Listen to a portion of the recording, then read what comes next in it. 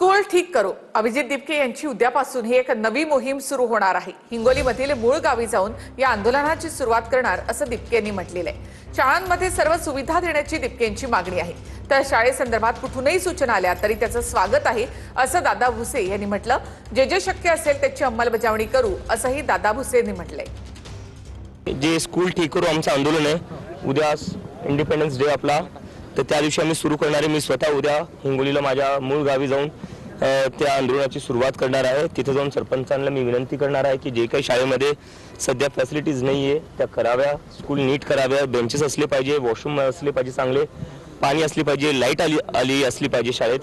आणि असंच आम्ही जेवढी आमची टीम आहे सगळी देशभरात असे प्रत्येक ते त्यांच्या गावी जातील आणि तिथे जाऊन सरपंचांना आणि गावकऱ्यांना रिक्वेस्ट करतील, कारण की आम्हाला सगळ्यांच्या सहभागाने करायचं आहे, सगळ्यांना सोबत घेऊन करायचं। आणि मला नक्की वाटतं की हा एक असा मुद्दा आहे, गावातल्या ज्या शाळा आहेत त्याच्यासाठी सगळा देश एकत्र येईल।